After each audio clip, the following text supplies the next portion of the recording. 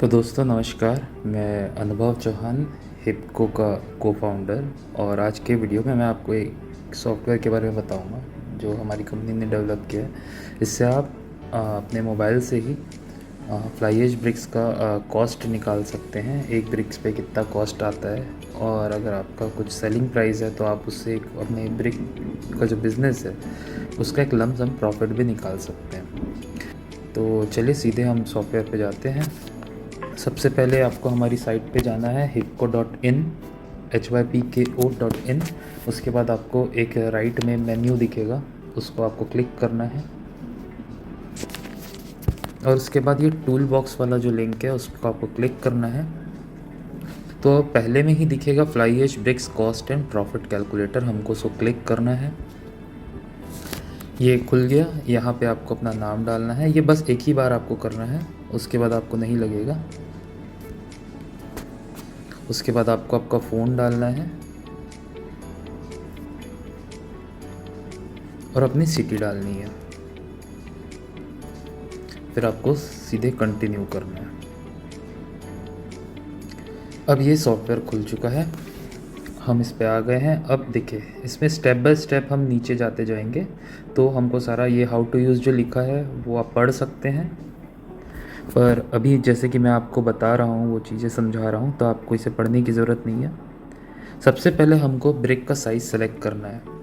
इसमें जो 3 साइज़ दिए हुए हैं, 9x4 3 के, 8x4 के, 10x5 3 के, या आप उस पर कस्टम भी अपना साइज़ डाल सकते हैं। तो जैसे हम एक स्टैंडर्ड जो साइज़ चलता है उसको हम क्लिक करेंगे 9x3 के। तो हम यहाँ 9x3 का सेलेक्ट किए हैं, और यहाँ पे अपने आप उसकी जो लंबाई चौड़ाई और हाइट है वो में आ गई है। अगर आप कस्टम डालेंगे, आपकी ब्रिक की रिक्वायरमेंट जो साइज़ है वो अलग है, तो आपको यहाँ पे अपने से डालना होगा जो साइज़ आपको डालना है। पर अभी हम ये वाला साइज़ सेलेक्ट करेंगे। याद रखिएगा में साइज़ को डालना है। यहाँ पे हम ब्रिक साइज़ सेलेक्ट कर लिया। आप सेकेंड प्रोसेस में जाएंगे, सेकेंड स्टेप में जाएंगे, जिसमें लिखा है सेलेक्ट रॉ मटेरियल। तो आप जिस चीज़ों से अपने फ्लाईएज ब्रिक्स को बनाना चाहते हैं आप उसे सिलेक्ट कर सकते हैं। यहाँ पे हम देख सकते हैं 6 टाइप के रॉ मटेरियल है: fly ash, sand, cement, stone dust, lime और जिप्सम।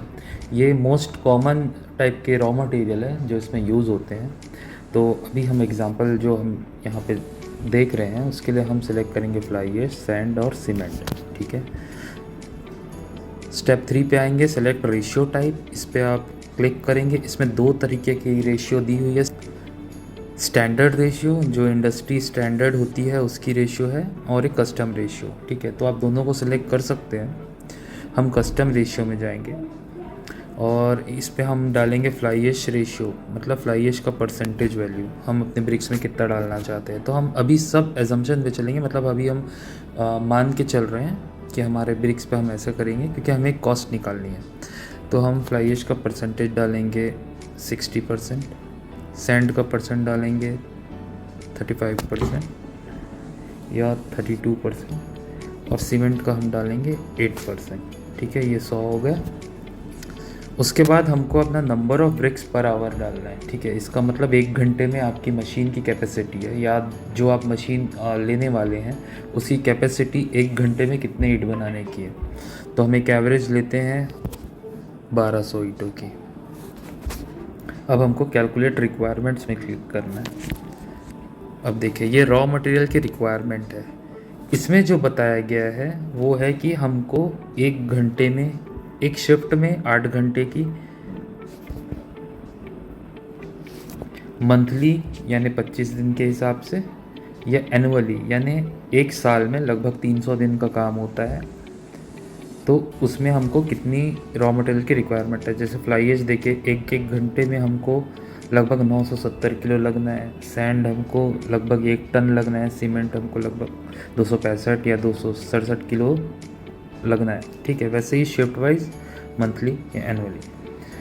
इसमें लगभग एक ईंट का जो साइज़ आएगा, जो हमने यहाँ पे रेशियो सेलेक्ट किया है, वो लगभग आएगा 2.23 किलो। ठीक है, उसके बाद हम जाएंगे रॉ मटेरियल कॉस्टिंग में, इसको हम क्लिक करेंगे। यहाँ देखें नीचे एक नया फॉर्म आ गया है, इसमें enter raw material cost.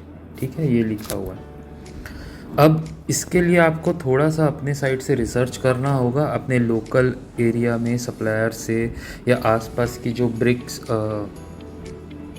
Industries हैं उनसे जाके इंक्वायरी करना होगा कि जो लोकल एरिया का रेट है, जैसे फ्लाई ऐश का रेट, सैंड का, सीमेंट का, जो रॉ मटेरियल हम इसमें यूज़ कर रहे हैं उसका रेट क्या होता है। अभी के लिए हम एक सिंपल एजम्पशन वैल्यू पे जाएंगे, कुछ हम एज्यूम करेंगे। जैसे फ्लाई ऐश का मानते हैं हम यहाँ पे 200 रुपये एक टन का हमको प्राइस पड़ता है। सैंड का हम मानते हैं 400 रुपये। यहाँ पे आप किलो भी सिलेक्ट कर सकते हैं या टन भी सिलेक्ट कर सकते हैं, हम टन के हिसाब से जाएंगे, टन है। सीमेंट का कॉस्ट लगभग 300 रुपये 25 किलो का या 50 किलो, हम 50 किलो देखेंगे क्योंकि 300 किलो लगभग चलता है 50 किलो के बैग का, मतलब बोरे का। उसके बाद हम सीधा इस पर कैलकुलेट कॉस्टिंग पे जाएंगे। अब देखिए इसमें रॉ मटेरियल की कॉस्टिंग आ गई है कि आपको 1 घंटे में लगभग कितने का रॉ मटेरियल लगने वाला है, एक शिफ्ट में कितने का लगेगा, मंथली या ईयरली। ठीक है, ये एक बहुत अच्छा एस्टीमेट है, आप इस पर अपने हिसाब से देख सकते हैं। अब इसके बाद हम नीचे जाएंगे तो देखेंगे raw material cost for 1 brick, यानी कि एक ब्रिक पे मेरा रॉ मटेरियल का कॉस्ट कितना आ रहा है। याद रखिए रॉ मटेरियल का, जो कि डायरेक्ट कॉस्टिंग में आता है। ठीक है, तो वो आ रहा है टोटल 1 रुपये 87 पैसा। ठीक है, यानी फ्लाई ऐश का इसमें लगभग 16 पैसे आ रहा है एक ब्रिक में, सैंड का 38 पैसे, सीमेंट का 1 रुपये 33 पैसे। ठीक है, सीमेंट थोड़ा महंगा पड़ता है और यही जो सीमेंट का कॉस्ट है ना, वही फ्लाई ऐश का ब्रिक का जो कॉस्ट है वो बढ़ाता है। तो वो रेशियो जो है, हमने जो 8% लिया है, वो आपको जगह से जगह अपने हिसाब से आपको चेंज करके देखना है कि आपका ब्रिक का कॉस्ट और आपकी ब्रिक की मजबूती दोनों के बीच एक बैलेंस बनाना है। ठीक है।